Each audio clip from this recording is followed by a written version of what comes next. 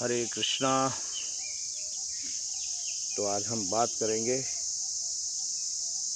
इस दुनिया का, इस विश्व का, इस मानव जाति का सबसे अनमोल अप्रतिम ग्रंथ के बारे में।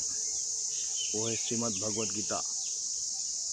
गीता महात्मा में बोला गया है कि एकम शास्त्रम देवकी पुत्र गीतम, कि अखिल मानव जाति के लिए एक ही शास्त्र है, देवकी का पुत्र भगवान कृष्ण ने गाया हुआ गीत श्रीमद् भगवद गीता। एको देव कृष्ण सेव, अखिल मानव जाति के लिए, सभी जीवात्माओं के लिए एक ही ईश्वर है, वो भगवान कृष्ण है।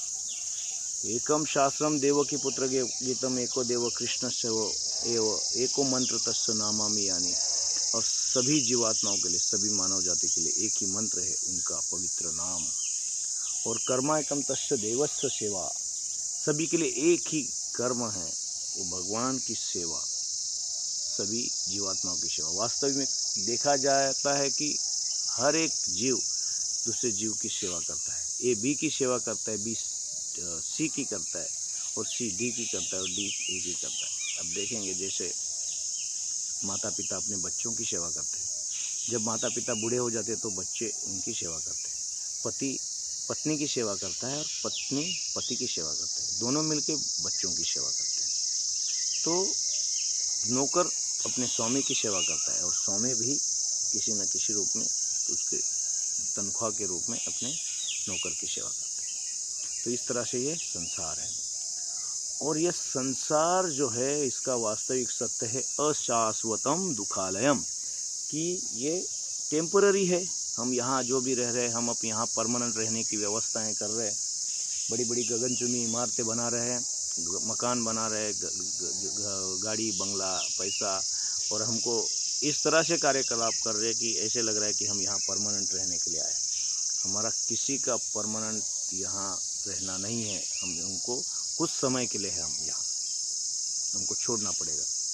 इसलिए जो वैदिक शास्त्र है, भगवद गीता, श्रीमद् भागवत, उपनिषद, पुराण, ये सब इस दिशा में हमको इंगित करते हैं कि हमको यहाँ से छूटना है, हमको यहाँ से जाना पड़ेगा। और जैसे भगवद गीता में 5 सब्जेक्ट के ऊपर पूरा भगवान ने लक्ष्य केंद्रित किया है जीवात्माओं का। ईश्वर, जीव, प्रकृति, काल और कर्म। ईश्वर तो वही है, प्रकृति वही है, समय काल वही है, और प्रकृति, ईश्वर, जीव, जीवात्मा भी वही है, मगर कर्म अलग है। तो जैसे कर्म करेगा वैसे उसको फल मिलेगा। तो हमको पाप कर्म में नहीं पड़ना है, सतोगुण में रह के भगवान की प्राप्ति के लिए हमको कार्य करना है। ऐसा कर्म करना है कि भगवान खुश हो जाए और हमारे निज धाम में हमको बुलाएं। तो हमको यहाँ से निकलने के लिए क्या करना पड़ेगा? तो भगवान गीता में बोलते, मया सक्त मना पार्थ योगम यो जन्म दाश्रया मदाश्रया, कि मेरा आश्रय लो और मुझ में आश्रित हो जाओ। हम किसी न किसी भौतिक जीवन जीते हुए हम देखते हैं किसी न किसी चीज़ में हम आसक्त है।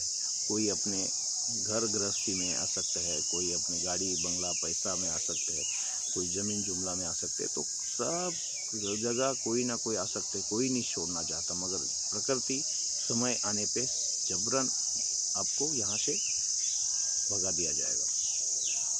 तो जीवन हमारा की नष्ट हो जाएगा। तो हमको हम सबको खुश करने में लगे, एक दूसरे को खुश करने में लगे, तो वास्तविक हमको संसिद्धि हरितोषणम, भगवान को खुश करने के लिए हमको भगवान का नाम लेना चाहिए, भक्ति करना चाहिए। और इस तरह से हम इस संसार से निकल जाएंगे। अगर हम भगवान की सेवा नहीं करते तो हम अल्टीमेट और किसी की सेवा करेंगे, माया की सेवा करेंगे, और माया में फंसेंगे तो हम भगवत धाम नहीं जा सकते।